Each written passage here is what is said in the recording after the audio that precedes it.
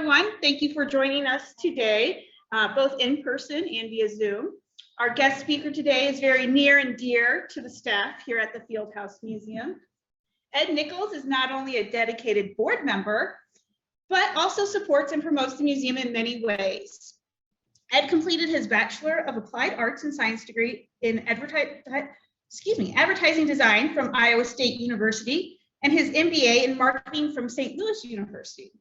Along with running his own consulting, graphic design, and video production advertising company and teaching young minds as an adjunct professor at Lindenwood University, Ed is a Purple Heart recipient, dedicated husband, father, and grandfather, and an avid volunteer and collector.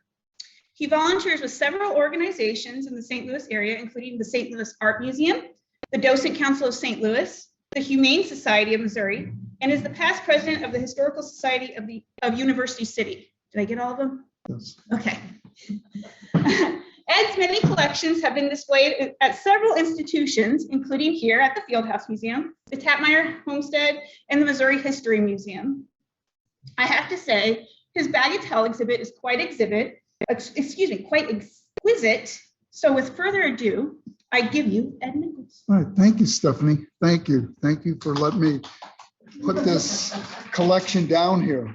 And if you come to visit St. Louis, please stop by the Fieldhouse Museum.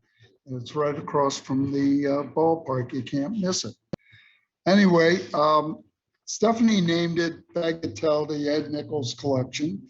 And there's actually, let's see if I get it right here. Okay. First of all, I want to talk about what bagatelle actually is. The definition is a generic description of virtually all inclined playfield table games with archback ball returns. Now that may be a little bit different than what James Master talked about in his speech a few weeks ago. But basically, that's kind of what it is. An inclined playfield that lets the ball come back to the person who's playing the game. This past spring, we had Dr. Helen Jacobson talk about the Chateau de Bagatelle, which is in France. And she talked about where the roots of bagatelle started, and that being at the Chateau through the Count d'Artois, who, if you look at there's pictures, etc., that in 1775, the Count d'Artois acquired the estate there and started playing games inside. The best way to describe him would be like Dr. Jacobson described him more like a playboy. And he had all these games that he played. And since the pool tables wouldn't fit, he inclined to one side of it and supposedly created the bagatelle games. She didn't go on to really say that he invented it, as was in one other book that said that. In James Master's speech, which was a couple weeks ago, James talked about the bagatelle tables, these big tables. Here's one table that I was able to take some pictures of. It's not in our collection, not in my collection or here. This was a table I actually saw at an antique store many years ago. And my wife and I both loved the table, but it could never fit in our house. It would not go anywhere. And we thought this would not be something that we would keep. So I asked the guy to take some pictures of it because it was in such great shape and such a neat looking game. I always thought I'd like to have it. So after a year, I went back and it was gone. Somebody actually did buy it. But this is not in my collection. I draw a lot of my research from two books, basically. One is by Dick Buchel, which James Master talked about a few weeks ago. This is where he gets a lot of information. Dick seemed to be the guru on pinball and also knew an awful lot about the history of bagatelle.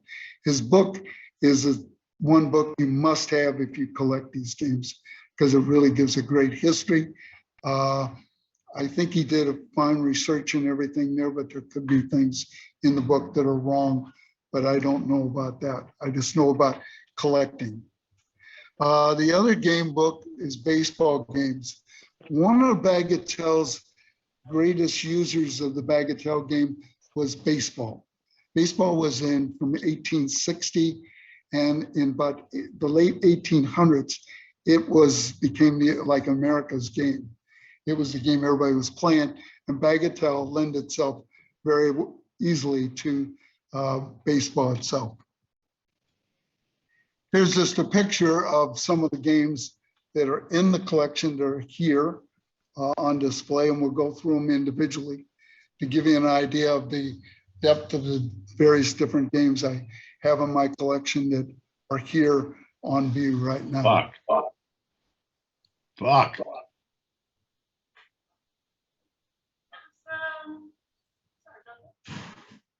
Anyway, Pigs in Clover was a marble game that became very, very popular in the late 1800s. It was so popular that people in the United States Senate, the senators, were playing the game rather than paying attention to what business was going on. It swept the nation in the late 1800s. It's not in the exhibit here. However, this is in my collection, Pigs in Clover, and it's a marble game. But what I'm trying to point out here is that around this time, marble games became very, very popular, and Bagatelle was very much a marble game. The oldest game in the collection is this game right here. And the reason I have three pictures here is one is of the game itself from the front. The other is the game from the back. And the last one is the little ball over here with the stick that you would push the ball into play. This is a clay marble, and I'll explain that a little bit more. But this game dates to, because I know the date on the back, is because when somebody put it away, they wrapped it in newspaper, put this game somewhere, probably in a barn or in a closet.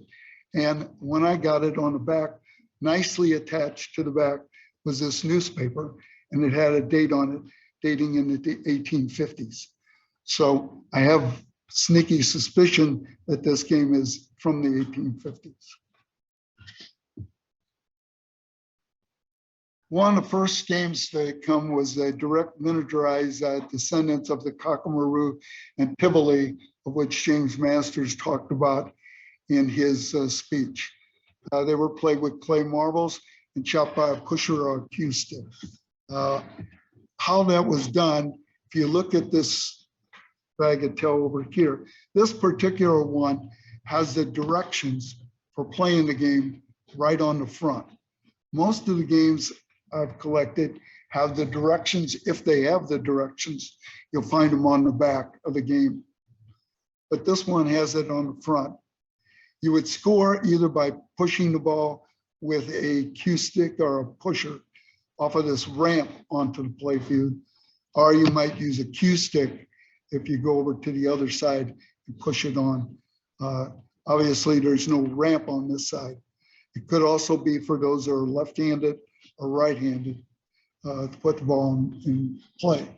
Also, this game has a little notch up here at the top, and that little notch is where a ball would be placed. If one hit the ball and the ball was dislodged, it would fall down and score. So you get two scores because of the two balls you'd have in play.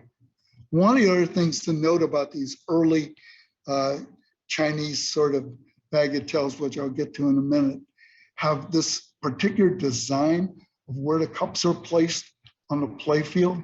Note this kind of crisscross tic-tac-toe design, as well as this one that was up at the top. We see that a lot, and we get to see it later on in a few other bagatelle games. The Chinese bagatelles were made in a variety of sizes, ranging from 10 inches to over 3 feet. These games were basically made in France and dedicated to a high volume of an export to America. They came in play because, and then people collected all these games.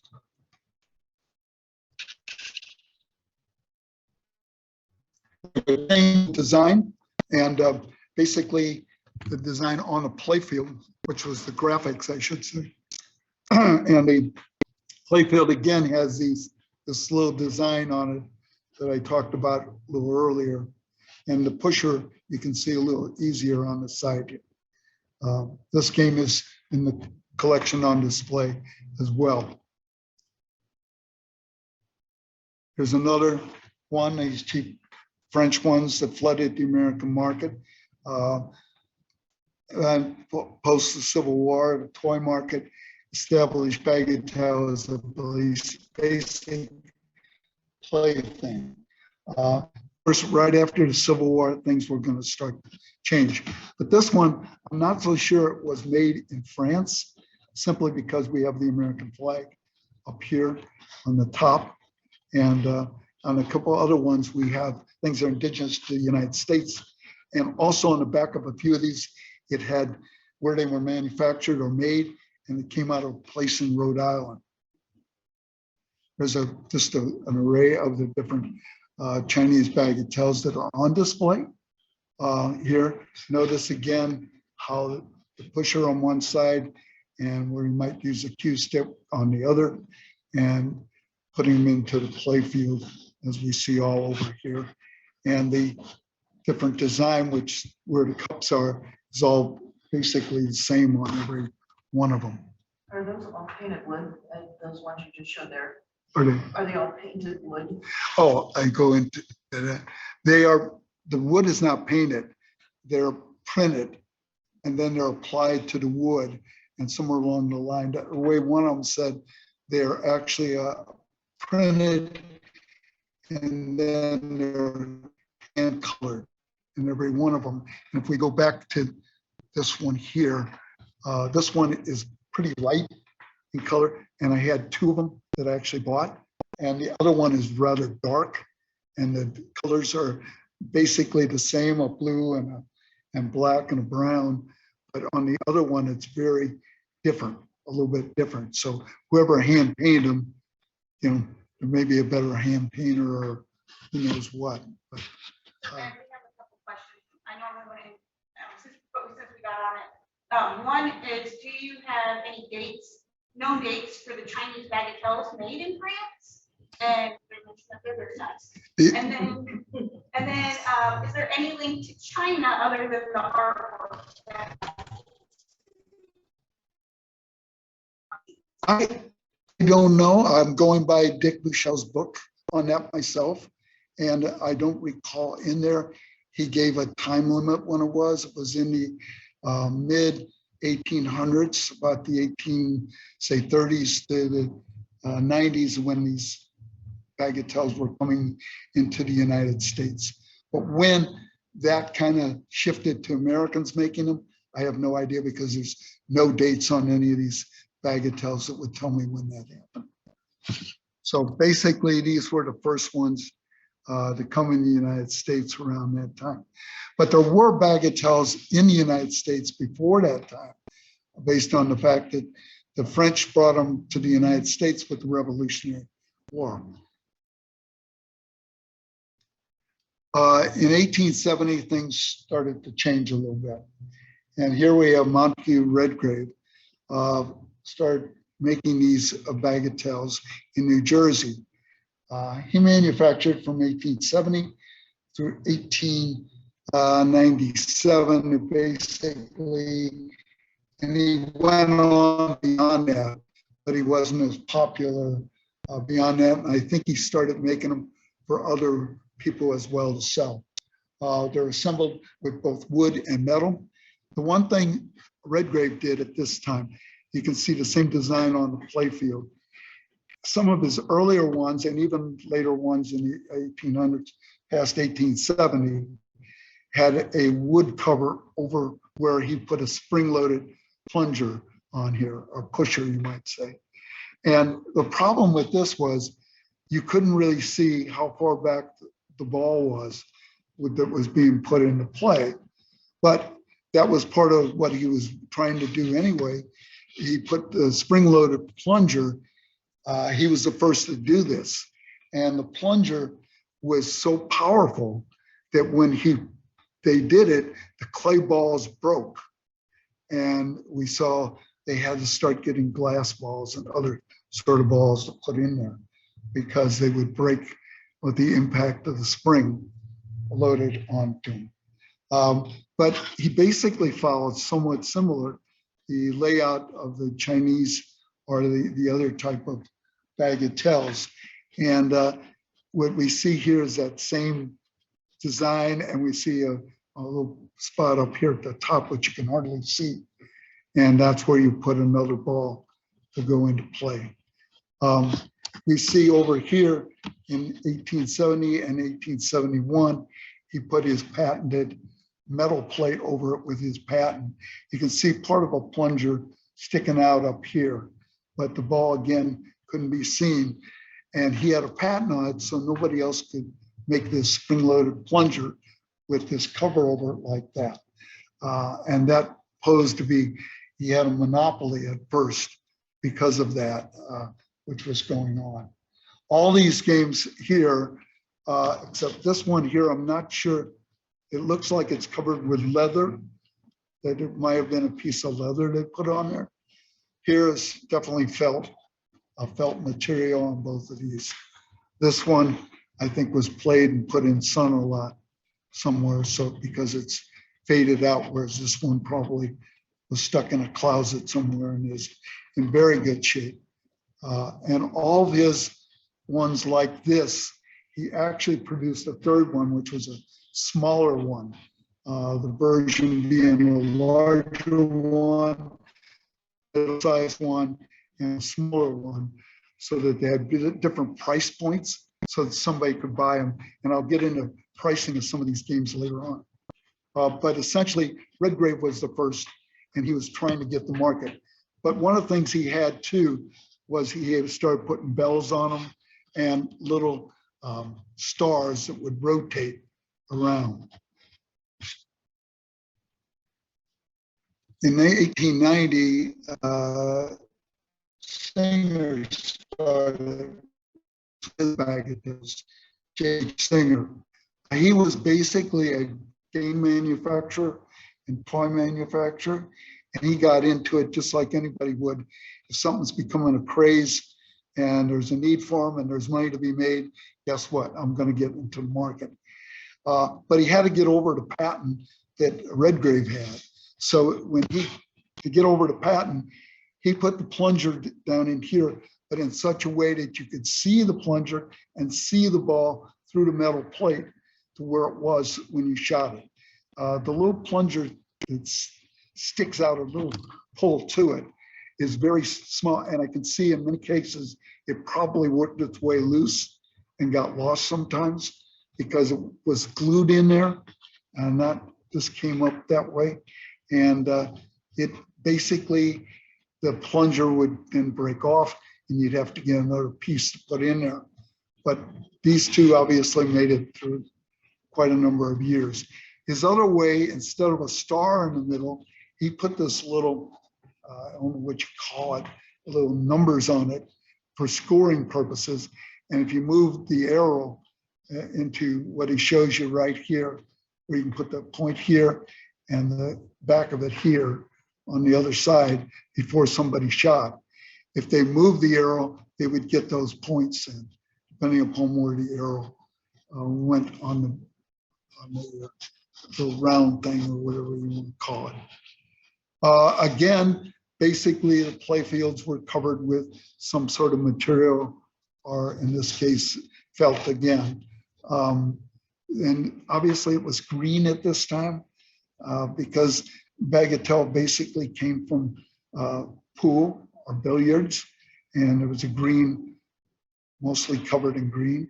And that came because the history of it dates back to croquet, which was on the green field, brought inside by the kings of France and made into a billiards game, and they colored the playfield green. So at this point in time, there was pretty well matching billiards and matching some of the things that were being designed early in the game. This is J.H. Singer also did a collection to match kind of what Redgrave was doing. This was in the 1890s. And he came out with this, and it was again 3 sizes, 1, 2, 3. This being the larger one, which was the Kookamaroo, I pronounced it wrong, Cockamaroo. And that particular one, again, it had this little arrow that you'd spin around and get points, but it also had right here in these little red spots where you would put like a billiard, like a bowling pin, a small little bowling pin, that if it were moved or knocked over, you got points from it. Up here, the design on the playfield was Moby Dick, whale hunting up here. And these characters down at the bottom were really, all right, and I'll show you another picture of them close up. The second game had this little funny thing with a mouse here and a donkey down here at the end. And over here, this one had a lighthouse in the back. All these were graphics that were printed, I believe hand colored at the time, and then put on board. Let's see. You go to this one, you can see it a little clearer. The second one, and what he put on here, the different graphics. And they're just, you know, some of them are cute, some of them are, I don't know if I really think they're that cute. And Yes. how, is there any system for keeping track of the school? Yeah, called paper and pencil or something like that. As James Masters said, you know, in the big ones, they would have a counter that would go on the wall and you'd count them. And Pam gave me a counter. I just don't have it in here. It's an English counter. She says she doesn't like all my games, but the reality is she's bought a few of them for me. And so anyway, but does that answer your question? And the early pinball games, if you wanted to count them, you had to keep track on a piece of paper as well, or a chalkboard or something. Some games actually included a piece of paper, so you could do that later on in some of the games. But this one, I wanted to show some pictures of it really up close. And when you see the real one sitting on the wall over there, it's kind of hard to, they're much larger on the screen than on what you see in the actual game itself over there. This also had, instead of pins, these little, I don't know what you call them here. They look like nails. They're cone nails. They're stuck in here, which would catch the ball. And they're in the 2 eyes of the guys down at the bottom. There's those 2 guys down at the bottom. I always found them kind of, I don't know. They weren't fun, but they, some of these games, people ask you, where'd you get some of them? And these particular games came from the East Coast, from a friend of mine who was in American Game of Puzzle Collectors with me, Paul Fink, and he basically was on the lookout for some of these games for me, and a few of them he sold me that were, especially these 3 games here. Here's some other late bagatelles that we bought. The one on the left, I believe we bought that on a trip up east from an antique store. And the other one on the other side is a 2-ball. You would put 2 balls right in here. And I have to believe they weren't clay balls originally, because when you hit the ball, pulled the plunger back and shot them both, they would go and meet at the top here, and they would hit together and then go down on the playfield. Note the playfield on this one with the little tic-tac-toe sort of a thing down here, score, same way over on this one as well over here, which is inlaid wood. And this is, neither of these have any paper or anything on them. They're actually wood. This one over here originally must have had a cover, because there's little hinges here. And I believe they would cover where you would put your balls in here or shooting. Those are 2, I think, of my favorite ones. Of all of them, I think this is the neatest one to play, because the 2 balls hitting up there and cracking together, and you get some action going on, even though there's nothing to look at on playfield. And again, like you mentioned here, you have to score it by writing your score on the paper, on a piece of paper. Here's again some other late 1800 bagatelles that I have here in the collection. Both of these. This one here is a little bit different because it has little hinges that hold like the little door here. So when you shot the ball could go up onto the playfield, but couldn't return back. So it looked like it was, you were either shooting with a cue stick on this side or you shoot with the spring-loaded plunger on this side, and then score as it came down here. Also, it had a little thing up here at the top, which was a little bit different, how you score through the ball when the ball came through. Here, again, we look at that tic-tac-toe sort of thing that was going on. This again was inlaid wood. It's a pretty game. I'm not sure that this was in the 1800s. It could have been in the early 1900s. This is one of the larger games. This is a red grave. This was mid to late 1800s. If you look in Dick Buchel's book, you will actually see a picture of this. I'm sorry, not this game. The next one. I'm speaking ahead. This one is, I don't know if it's a red grave because this is a wooden cover that's over here, as you can see here. And the plunger is a little bit different because it's a little thing you pull out to pull. It doesn't have a plunger on it. It's just a ring that pulls it out. Whether a plunger was originally on here, I don't think so because of the way this is designed, but there could have been an original plunger and changed out. But you can see here all kinds of different things that were put on the game. And this one is about, I'd say, 3 or 4 feet length. It sits on a table in the collection here. And it's right next to the red grave, which is this one here, which is in Buchel's book. If you see the book, it'll show you. Only it's missing some of the bells. And it does have a leather cover that's stained red on this particular game here. Okay, sorry to interrupt. We have a comment saying that someone has the same one as your last one that you had on display, and this has a regular plunger, so yours has been repaired. Okay. All right. Well, thank you. I had no idea because you don't, unless you find a picture of one of the original ones, you have no idea how it really was. You can only assume. This one here, because the nails came out, I've had to replace it with some screws because of this one is a rather heavy game. Actually, I think it was probably in its heyday a neat game to play because of all the bells and wickets that were on the course. This one here is, I think everybody can find this ad for this game. It's 1870. We do know when it was done because of their ad. And we know it's a pendulum game. It's a game, 4 games are in this box. The box is walnut, which is really kind of neat. This whole box, this is the lid, and this is the box that's in.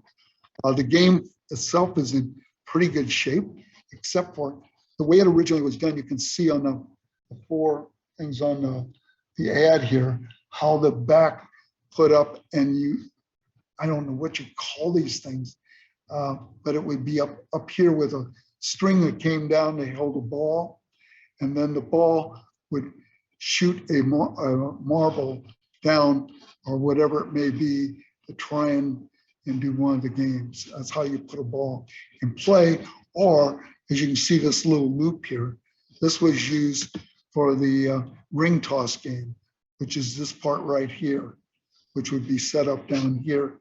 And then you try and put the ring on one of these hoops to score. Here's the 9 pins. I mean, sorry, 10 pins, and all 10 pins are here. We also see right here, back here, is for the one of the other games, not sure which game it is. And then this is the bagatelle game with all the marbles in it. I think because of the case, this game survived, because if it were not for the case, I think the parts would all be missing. This was the only one I've ever seen of this game, but I've seen a ton of the ads. So that's the reason why I knew what this game was when I saw it, because nobody else had any idea what it was. Yes. So to play the bagatelle portion of that assembly, do you lift up the blue sheet or something? This part right here comes out. This piece will come out, and there's a little behind this thing, a little thing that kind of holds it up. And all these other things fit right into this hole so that you can do the different games. Angle, was there a standard angle these things would be at? There was no standard angle of any of it. This one is flat as opposed to being angled up. Bagatelle, you have to be angled. Right, to be angled, but this thing would hit it, when you hit the ball there, that would put it into play. Pretty high velocity for this game. The irony of the thing is, this is all walnut. This is a walnut game. All the others are like cheap wood that you find. This one's all walnut. And on here, it gives the price of this game. It's $10 with the box and $9 if you want the game without the box. So if you look at this 1870, that's really expensive. It's an expensive game. And this is all walnut, which makes it expensive. I want to tell you, I did not spend $10 for the game. But I thought, this game is really, if I had any game I think of, this is a rare game, rare to find, because I've not seen it anywhere else. Seen this ad, but nobody's shown the game. I've not seen it. Where did you find that? I found it on eBay one day, just looking. And obviously the person didn't know what they had here, and they hadn't seen the ad. And but once I saw what it was, it came rather dirty. Had to clean it up a little bit. But I want to say it's kind of one, it stays with the lid on it now and away when I have it at home. Oh, I couldn't resist putting this in. Stephanie knows exactly why I put this in. This is not mine. This belongs to the Eugene Fieldhouse Museum. I saw it when I first came down here and said, that'd be great if we ever have a bagatelle exhibit, because it's a bagatelle table. And I thought it'd be really great. And I think it's one of the neatest toys of the whole toy collection down. For me, I want it out all the time, but that isn't going to happen. But the only, I put 2 baseball games in this collection. And this is one from the late 18, I think this goes into the 1900s, from what I'll show you some other baseball games. This game is up here. And as I mentioned, baseball lended itself very much to the bagatelle format. Also note that when we say baseball, it's base and ball, not all together. Baseball didn't come together until right about the World War I, about in that period of time, the two put together, and you'll see baseball, one word after that point in time, whereas before it's always baseball. And I will show you some other games. But basically, when I did the layout with Stephanie, and we talked about it, since the home is the 1800s and everything down here, and when Eugene may have been around here in Roswell, they could have played bagatelle. We don't know, there's no reference of it. But I want to put this entire room in 1800 games. And that's why this first part of what I'm just going through is all 1800 bagatelles that I wanted to put in here, as many as I had that I could put in here. So that's why we're into mostly the 1800s, and then we move into some of the other things. I wanted to show these baseball games, which are not in the exhibit here, but are part of my collection. And one is the Nash 1889, and the other is the Walker Parlor Baseball 1890. Both of them were on display about 2 years ago when we had baseball games down here. So I didn't want to put another one display. The neat thing about this one is where the shooter is, right here, and it shoots the ball that way. This one here is very unique. The shooter here is actually a rubber band that is attached on one side and goes over and attached on the shooter itself. And when you take your fingernail, press it back and then shoot it. Guess what happens if you use it too much? The rubber band will break and you need another rubber band to put in there. And it can't be just any old rubber band. It has to be a little bit thickness because there's a little nail that goes through it to put it in there. When I got it, somebody had put something on it that, like a big screw on here so that they wouldn't lose the plunger rather than going to put a rubber band on there to hold it. And thank heavens it was still with it when I got it and being in good shape. Both of these games are in Cooper's baseball games. A picture of them. They're not the actual game. On the other wall behind us, we have here are these 4 games that are Northwestern Products games. We chose Northwestern Products simply because Northwestern Products was right here in St. Louis, where we manufactured these games and sold them and everything with that. The 4 were chosen just we don't know. I just think Stephanie was in my basement and picked up 4 games. When she came to take them, she basically, we would have had more down here the way she was going. Why don't we take this one? We take that one. But anyway, the 4 games, they look at the pop. Interesting, the Pal Parrot one here was, I believe, a giveaway because Pal Parrot was a name of shoes. Then in the early 1900s, there was a brand of shoes, I believe by the Brown Company, I believe in the time.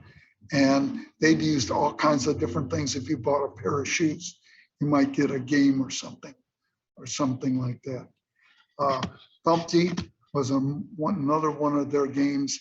It was original to the Northwestern Mailbox Company.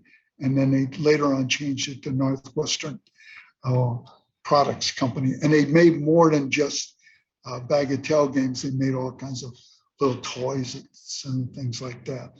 The other ones, this is a baseball game, and it wasn't the push 'em ups, which we had before. And again, here's a space one. And there's very few space ones that they did, except for towards the end of the, when they were metal and glass, a couple like this, because space was just starting to come on big, and they were starting to put them in theme with space sort of thing. So what's the date of that? These dates, I would have to say, is probably the early 1900s, maybe 1910 or 1920, up into that area. And these 2 are in the, this would be in the 40s, and this would be in the 40s as well. Also, if you look at Dick Buchel's book, you'll see that he calls from manufacturing tin games, being one of the first ones to do home bagatelle games. And I've included 3 other games. Normally, they have them very much like this. We put the ball in play and it goes through one circle, drops down to a second circle, and scores depending upon where you get it. This was where you could shoot either on 2 of these different play fields as well here. The way their plunger was, so that, notice here the plunger is set inside. That's so a box could fit this game in without having to be longer and do some sort of thing so that the plunger didn't get damaged or the box. That's my take on why it was that way, but it also may have been because of a patent sort of thing they wanted to do. Again, they did a bunch of them like this with, this one's with animals. The one that I don't have like this is the one with all the Native American chiefs So they were very much into some sort of a theme, depending upon what theme you choose.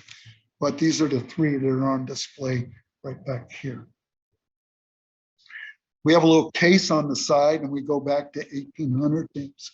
One of the way they talk about bagatelle is it's a drop ball game where you actually drop the marble in at the top here. It went down a chute. And when it came out, it hit onto a playfield, bagatelle, and it scored points. In the back of this game, there were little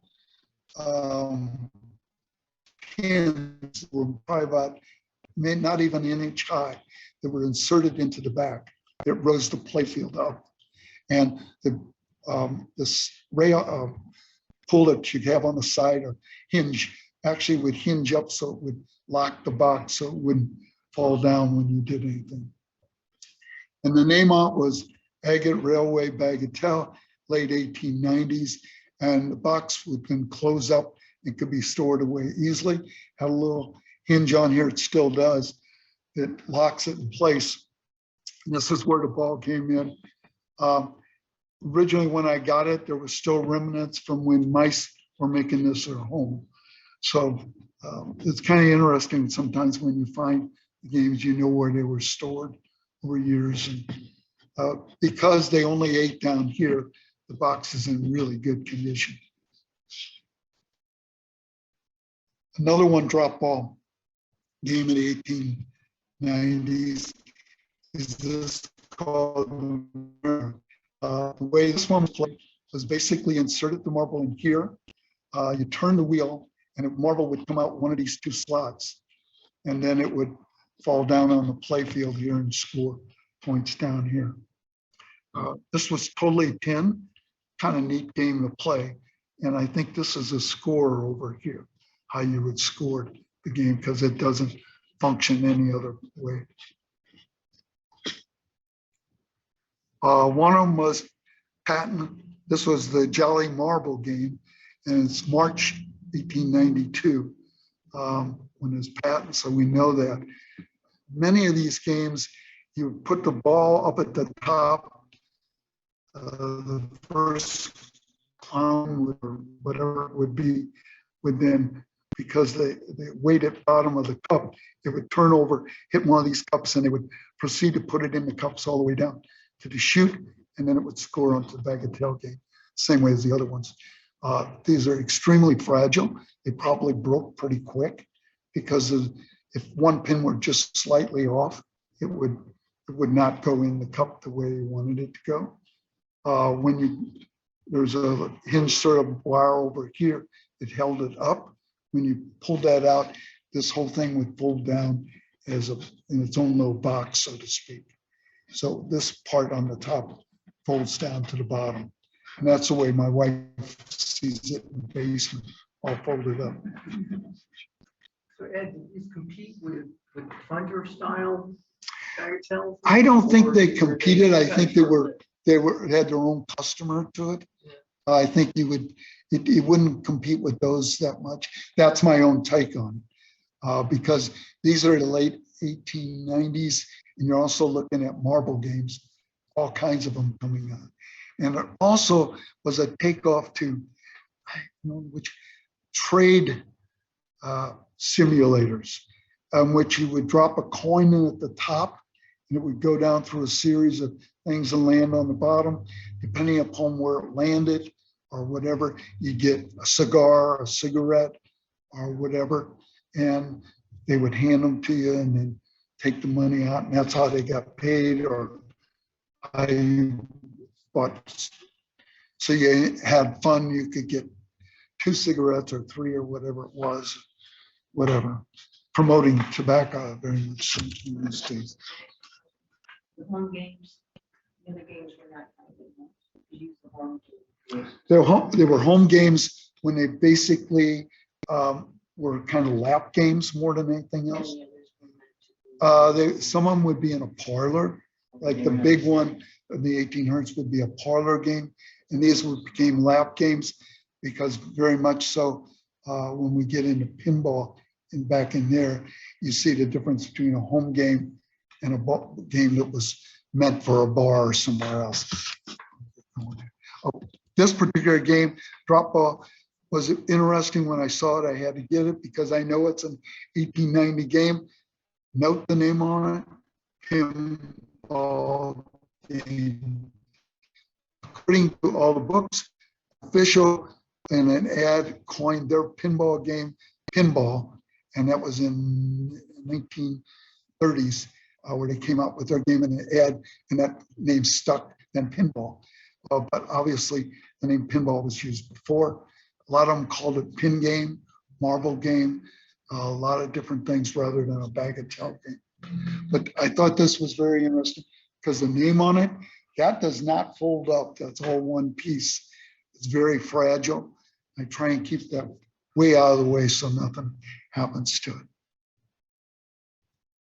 This is one other one that's just an iron game, the 1890s. You put the ball in the little cup up here, and the part down here is clipped onto a little mechanism that when you pull it off, it pulls this down, the spring, allowing the ball to go into the play field down here and score points on it. It's kind of cute. It's a very small game, and I took a picture of it just in the case here.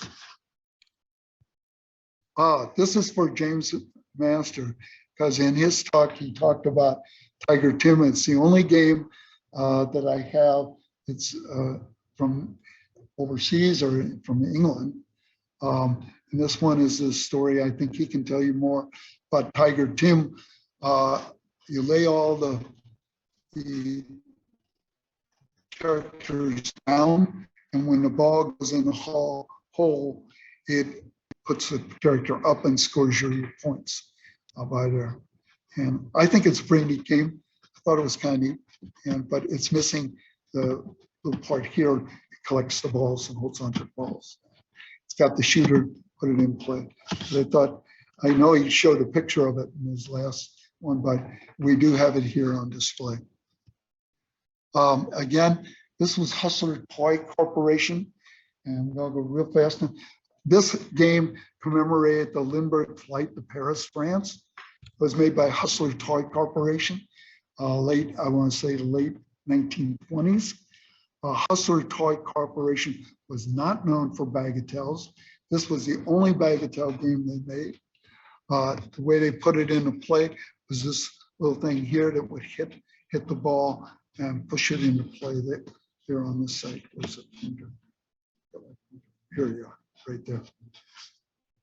Hustler Toy is one thing that I want to show you a toy. People always ask you, what was your first toy that started it all? Maybe this one.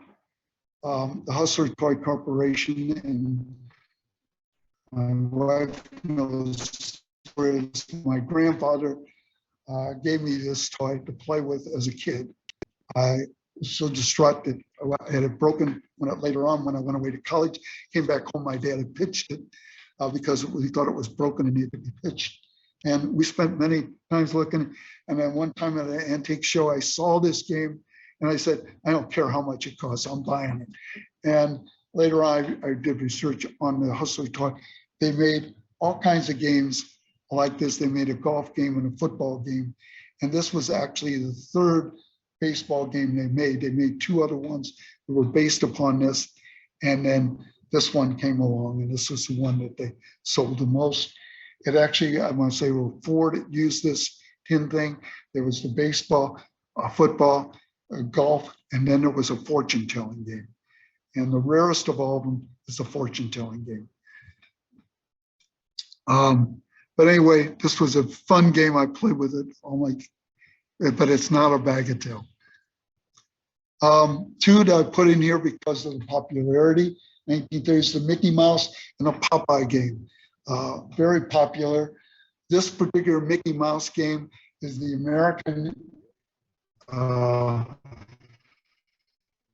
license one, as opposed to the English license one, which was made by Chad Valley. And you can only tell the difference up where Mickey Mouse is.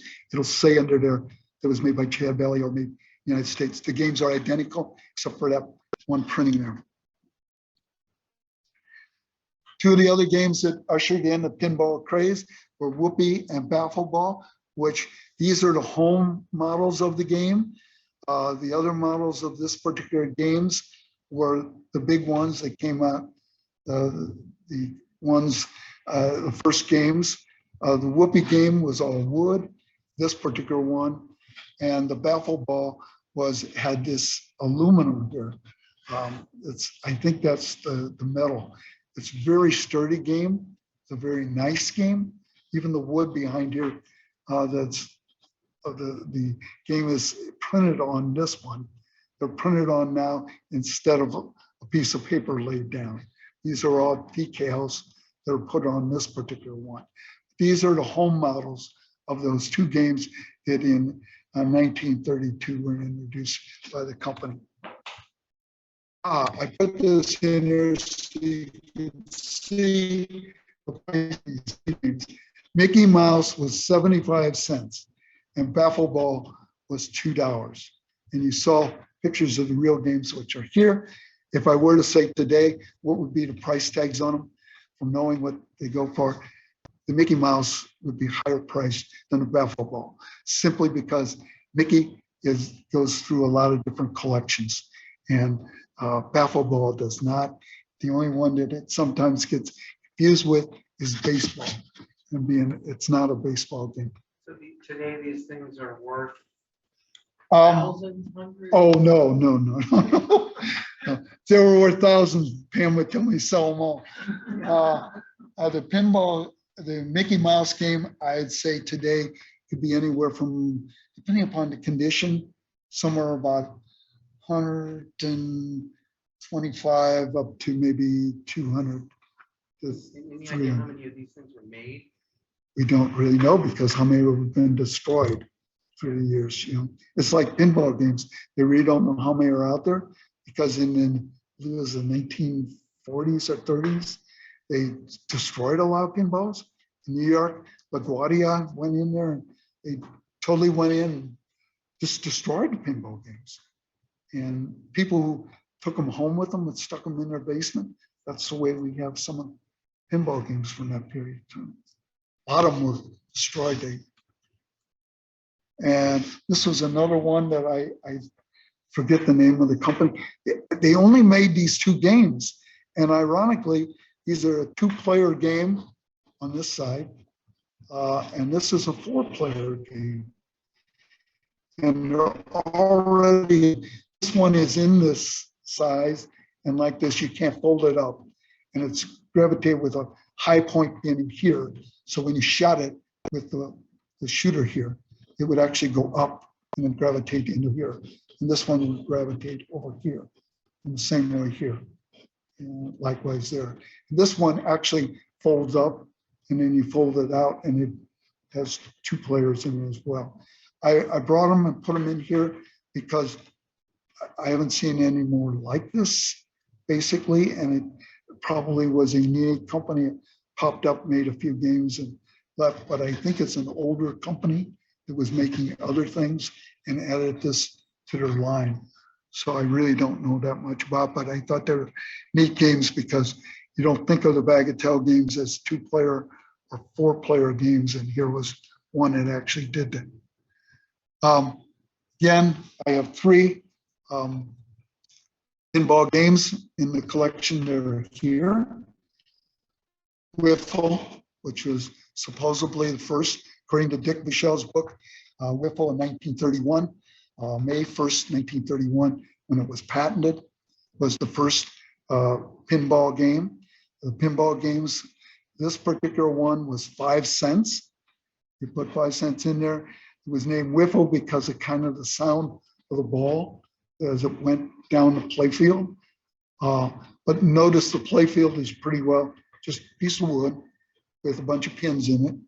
And Ballyhoo, which was Bally's very first pinball game, used the backdrop of their magazine, Ballyhoo, to be the playfield of this particular game. And the thing about it was so popular at $16 a game that you could put in your bar, and supposedly, and I'm quoting Dick Buchel's book again, that the person in there could actually make his money back in a week or two, just from a penny that everybody played on this game. So he would make his money back. So after that, it was all gravy for him. So, and I also included the Daisy pinball game, which is made by Pio and PEO. And Pio, this is one that the ball goes in and circles around and ends in a little score part here. And again, back to what you asked, you had to use paper and pencil to score whatever it was. And then basically, that's what I have here.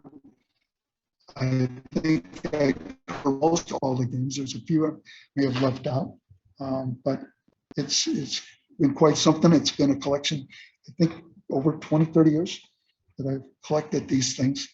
And I'm totally at the point where it's all in the hunt. And I think it's the hunt for the games. And Mark Cooper, who I showed you his baseball games, is the premier game collector in the United States of baseball games.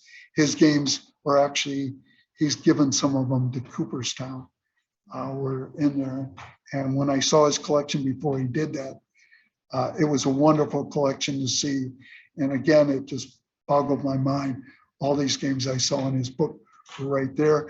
And Mark did sell me one of his games. It was a bagatelle, Lou Gehrig game, which I didn't show, but it had the prototype and the actual game with it. So it's been fun. And one thing about Mark, which got me, was I asked him the question, what was your first game? Believe it or not, it was a Hustler game that I got first, my first game. So that's what started it all for him.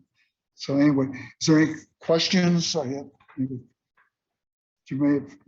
I don't have, oh, yep, I have one, but I will answer it for them. They want to know how to connect with you directly. So Okay, I'll send that out to everybody. okay. So out of all of the ones you brought down here to the field house, which is your favorite piece? Which is my favorite piece of the ones down here? Down here, I think of the bagatelle games. I really like the one I told you those two over there, which is right. the inlay game and the double shooter. I think they're my favorite of the ones down here. My favorite one is one I have hanging in my room, my baseball room, and that's the Wachter baseball game. I think because the graphics on it, the beauty of it, and everything. And baseball games tell the story of baseball, because each game when it came out, the date it came out, had all the new rules which were indigenous to baseball. And every year from 1860 on, every year they would change something. And it also shows the players played on a play field. And if you look at some of them, you see the first baseman and the third baseman playing right on the line, because there was a fair foul rule at that time, and you could hit a ball on fair, and it'd be a fair ball. And if you played vintage baseball as I did when I was too old maybe to play, it was a lot of fun to play. You played without a glove, and you played on those rules. So anyway, is there any other questions? And I want to thank one person I know is on Zoom, Caitlin, for tuning in and all the work she did with her blog. And I'm more than happy to give her any of these photos or anything that she. Yeah, these new things were referenced in literature and all. I mean, Yeah, those papers. In there, it was a reference of playing bagatelle, and then there was also the cartoon of Lincoln playing, which is on the wall back there. But that was, I also saw that the other one on that in Springfield. But there's some references, but not many. Other ones I don't know. Yes. So these games really last until the 30s. Yeah. the- there's, yeah, those are all later. These are the games that are really old. Yeah. Yes, Is there one that you're still looking for, or others you'd like? to I have have? stopped looking. You've stopped. Yeah, I have basically every one that, Every one. an example of many of them. In fact, it's been that my son-in-law has strategically come in and said, can I have some of these bagatelles for a room, my house? And so far he's got 3, I think, of them. But he asked me for 2 that said, we're going down and good, you can't have them. And right now, but when I'm dead and gone, you can have them. Or when we clean up you can have them. But he likes the Popeye and the Mickey Mouse. But also there's one progress from the 1933 World's Fair, Century of Progress, which I did not show here. I believe it's a Northwestern Products made the thing, but it's one just for the fair, and it was bought at the fair. And that is pretty rare. It's a pretty rare one. So in answer to your thing, the Mickey Mouse may go for, but it changes. I mean, you look one day and it could be way up there, but it has to do with, now I think it's more rarity and who's collecting. It's like anything. It's who wants to buy and what's there. Yes. You stopped looking, but have you stopped buying? And No, how many do you no, have? I stopped buying the games. I look sometimes because some of them, like to get ready for this one, I was looking to see some more. There's a game at home that I did not know the name of it, and I did not bring down here. And recently I saw that game and I looked at it, and they gave it a name, and the name was on the cover over the plunger, and mine didn't have that on it. So now I know what the name was and when it was made. So that's the only reason I'm not buying that game. I'm not buying any more of them. We did get a question about if there was a publication associated with this exhibition, because documentation is important. We do not have one currently, but we do have all the information on file. We do have photographs of everything. We just haven't compiled a booklet of sorts. No, there's no booklet on this. And then another similar question, do you have all your bagatelles recorded with associated information, or is it all up in your head? Try up in my head. It's time to start writing it down. Understand. Yes. But there were so many of them, it was hard to, and when they came in, I bought 1800 one and bought a 1940 one. And I was also getting baseball games at the same time. So there were 2 collections, the baseball collection and the bagatelle collection. I'm not buying them. No, recording. No, I you can can see. record them before you take them out of the exhibit. Oh, Oh, okay. great. Write them down. You need to write a book. Well, I don't know. Become the current expert. Well, no, I'm not current expert. Excel I expert. think James Master knows more about it. This is not its only collection. I know what I was saying, collections, I don't. Right. There's a lot of different collections. We know. Maybe 2.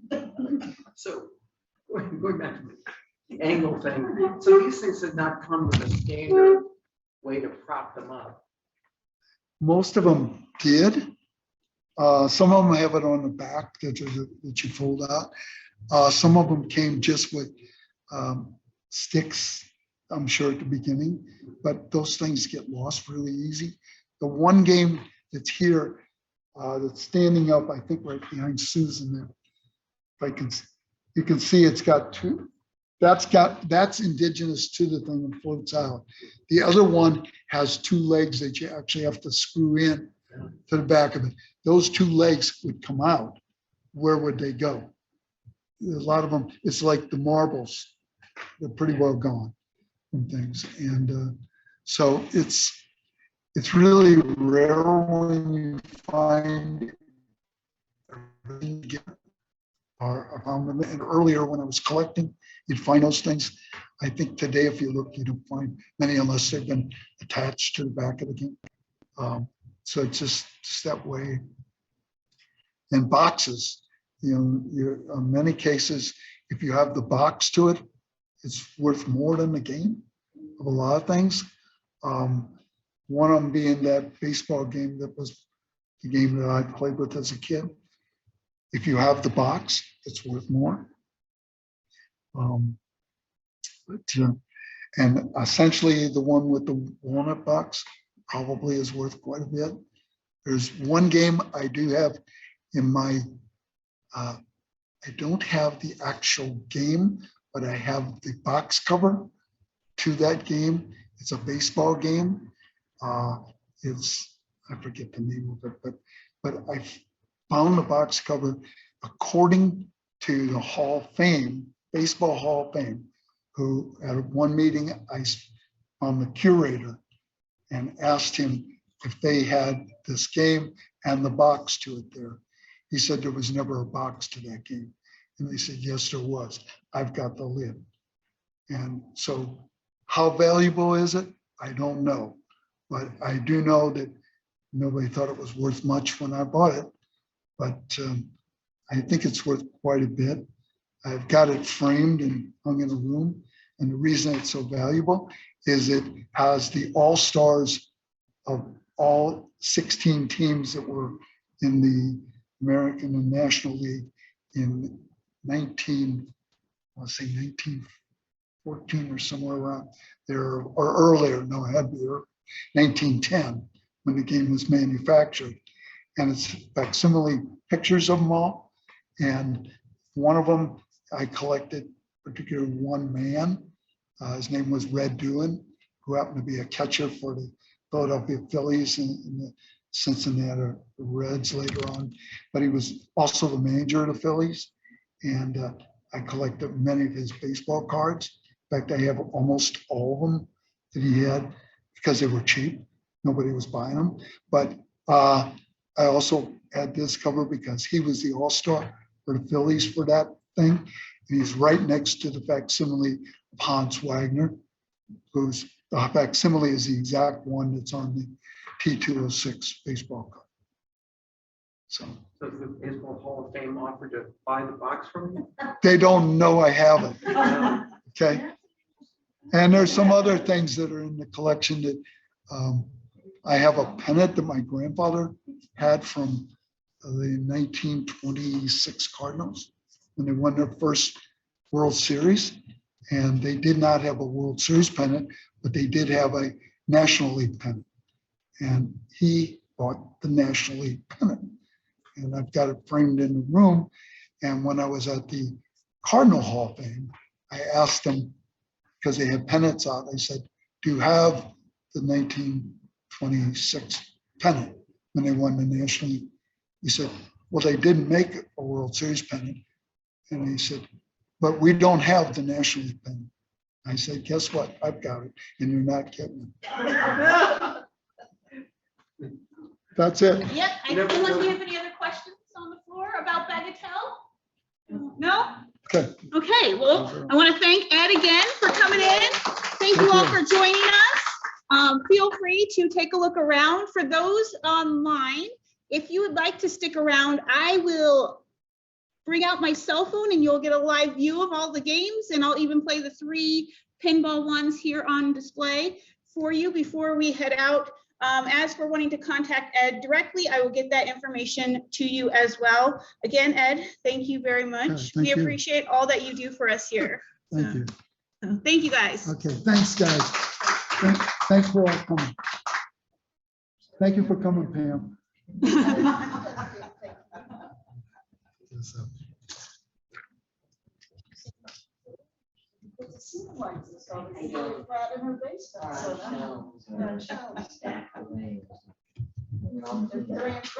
Yeah.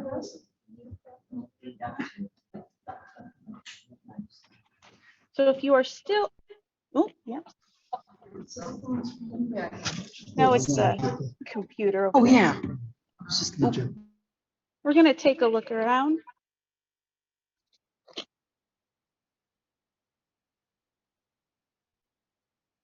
No, just press like the actual volume on the computer.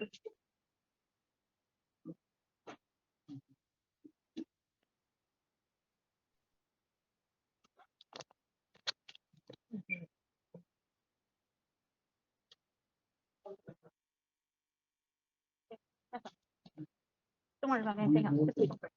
So we're going to take a look around the exhibit here. You can see the ones that Ed mentioned. Get closer to them for you. And just give you a brief view of the exhibit. See some famous photos that we've put up.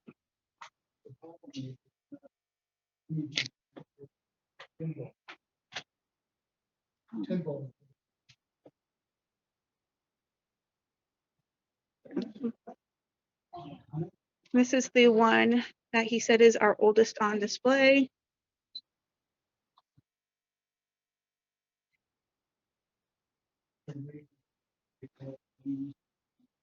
And then this is our red grave section. Going into the patent, you can see there.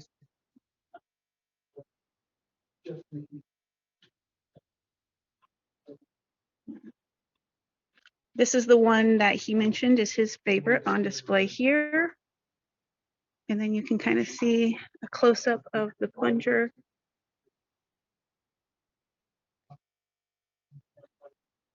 And this one is also his favorite.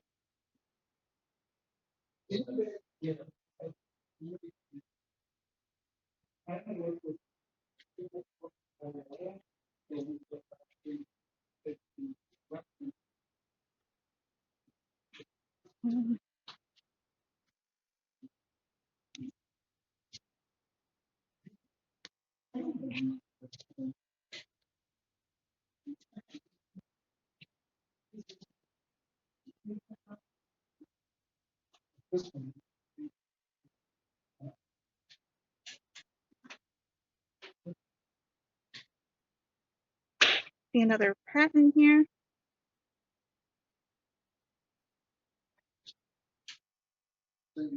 Here, a singer.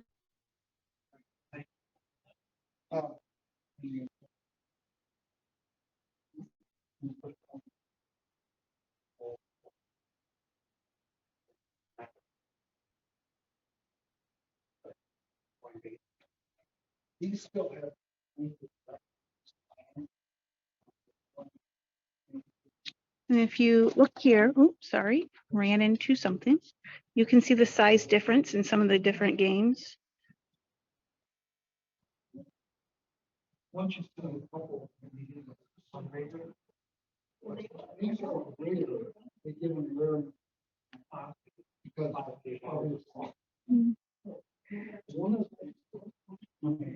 And then compared to these large ones on display here.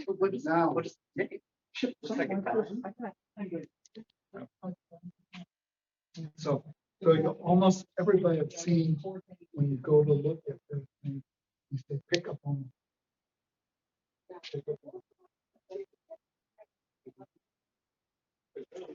See some advertisement for the Ballyhoo game that I will play for you.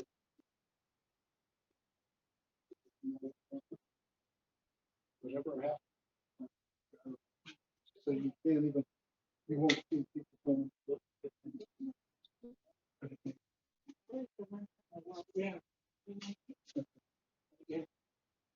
This one is from yes, Chicago World's Fair. If you didn't hear Ed, you can see it's on the bottom. And then I'm going to turn around and play a game for you all. I've got some money. Yeah, he mentioned. Gotta put my money in there. And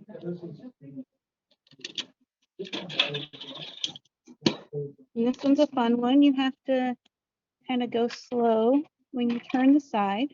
Oh. For the ball to come out. Oh, I didn't go far enough. Usually I go too hard and then it Just goes down to the bottom. Like that. Try it again for you.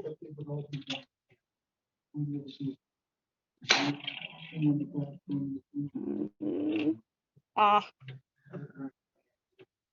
there you go. How many balls for that one?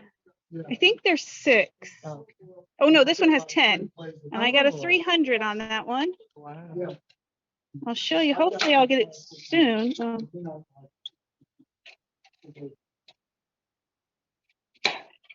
There is, I believe, a red ball. If you look here, it's 5 cents.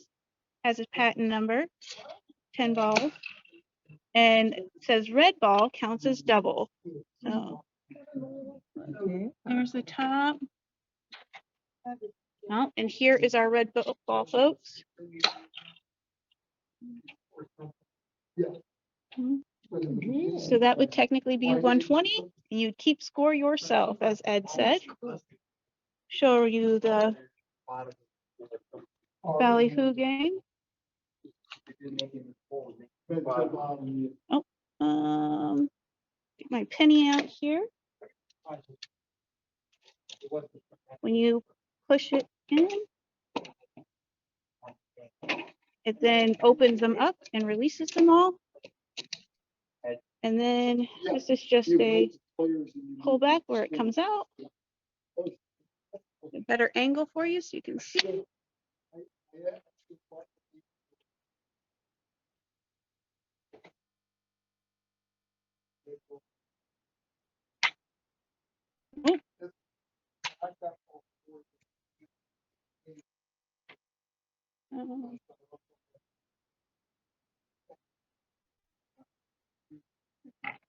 Comes out. You can see how they changed. I hope you have a really big basement.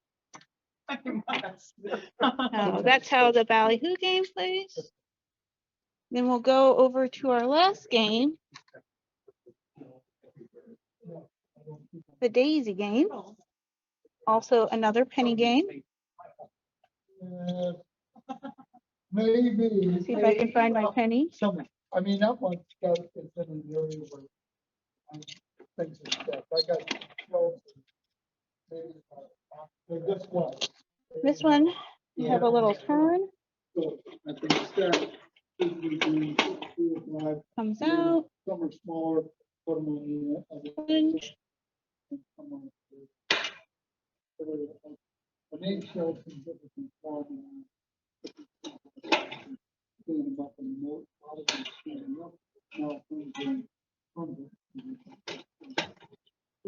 And you get 7 balls for 1 penny. You get a ball in the center. Your doubles your total score, it says. I'm gonna bring us back. Oh, check out, I apologize, some more items in our collection. There's the toy and then playing bagatelle.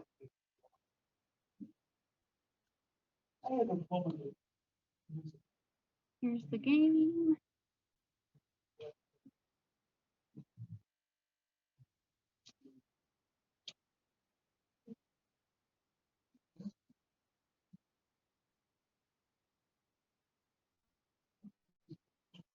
Sorry about some glare. I would like. No. I asked Ed to add these 2 in. Hand one. But you have something unusual. Here we go. It is. Now, the distribution, it came one time. And looked at. That's in your face. No.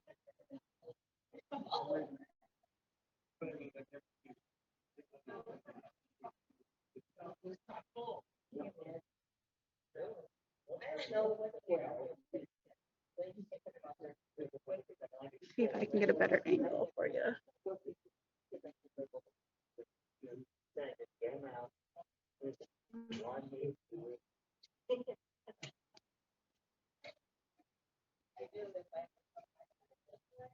See how the balls are off to the right?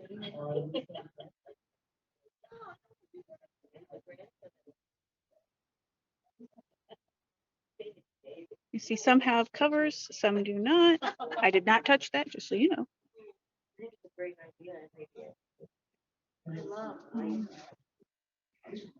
And that is our collection. See, if you do have any other questions for Mr. Nichols, you can shoot us an email and we will pass out that information.